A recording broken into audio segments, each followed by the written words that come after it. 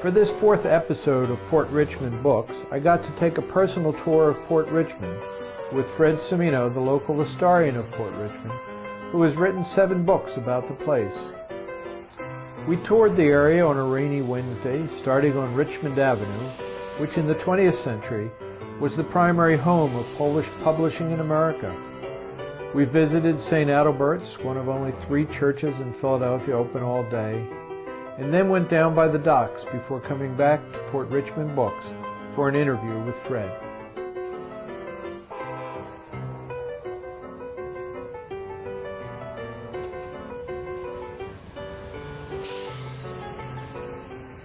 Well, here I am, 48 years later, in Port Richmond, in the Richmond Theater, on stage almost. The last time I was on that stage, I was 9 years old, 1951. And I won the Simon Says game, Saturday afternoon matinee. My mother will never forgive me because I came home with a box of jujubes. I was on stage where 30 years previously, Tex Ritter appeared with his horse.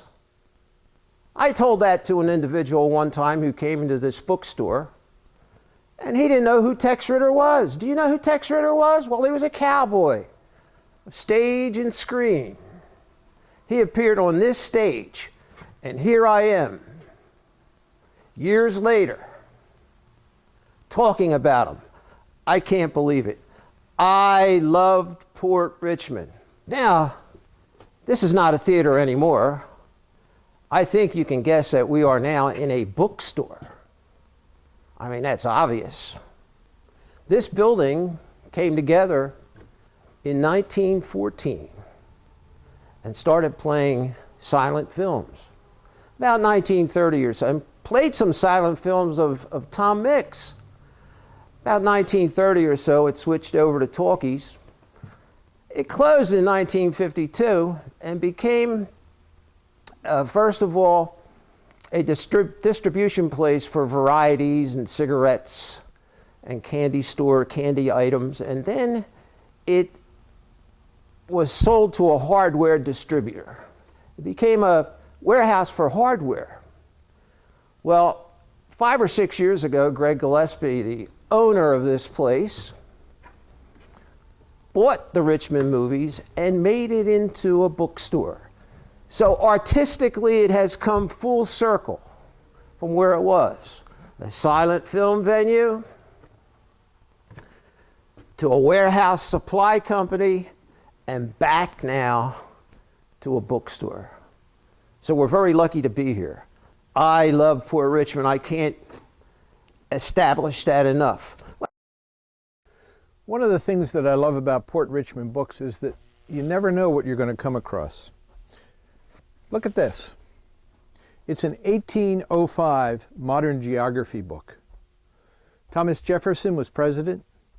Lewis and Clark were still pulling a barge up the Missouri River. Let's take a look inside. In 1805, there were great gaps in the knowledge that we had about our own country and a large blank spot in the middle of our map. Of course, it wasn't our country back then. The coast of California had no Los Angeles or San Francisco, but it did have Monterey, and that was owned by Mexico or Spain. The Rockies that Lewis and Clark were crossing were rumored to be the Stony Mountains and were reported to be only 6,000 feet high. The city of Philadelphia in 1805 was probably the largest city on the continent, and it had 12,000 homes with 70,000 people. But as thin as the information is about the U.S., the book has a lot of detail on China, with its 300 million people and a standing army, nearly 1 million strong, 800,000 cavalry. The city of Peking was reported to be nearly 3 million people. It's kind of interesting to imagine all the exploration that would go on in the next 50 to 100 years. I love Port Richmond. So I got the idea about 20 years ago to start writing some books copying down ideas from people on the street about Port Richmond. And I completed actually 7 books concerning the neighborhood. I had some help from my dear friend Joe Pataccio Jr., who recently, sad to say, died, but he loved Port Richmond too. I was walking down a street one time on Belgrade Street, where the Belgrade Theater is located, and there was an older gentleman sitting on the step. And he said, "What are you doing?" I said, "I'm looking for people like you." Now, I was in the vicinity of the Belgrade Theater, about a block away. And I said, "I'd really like to know about the Belgrade Theater." He said, "You mean Owensies?" I said, "No, the Belgrade Theater." He said, "That's just what I told you, Owensies." I said, "Well, tell me about Owensies." He says, "Well, I said, "How old are you?" He said, 95. "My father, Mr. Owens, owned the theater." The theater also dates back, the Belgrade Theater dates back to about 1917, 1918.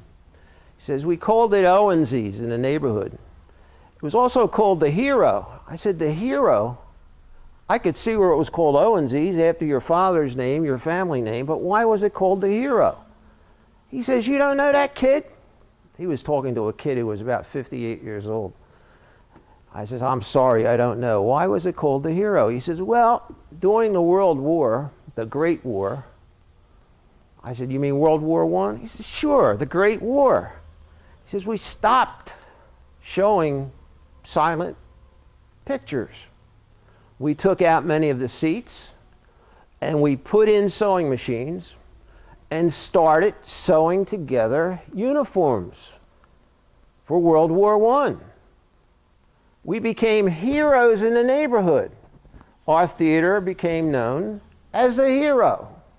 It's as simple as that." You ask me about some of my favorite stories from the neighborhood. Oh my gosh, what a bevy of stories I have. The Monday Penny. Depression time, 1935. St. Anne's School. Every Monday, you were required to bring in a penny. It's called the Monday Penny.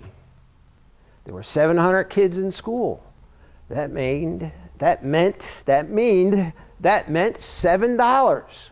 That was quite a catch in Depression time. That was a week's wages.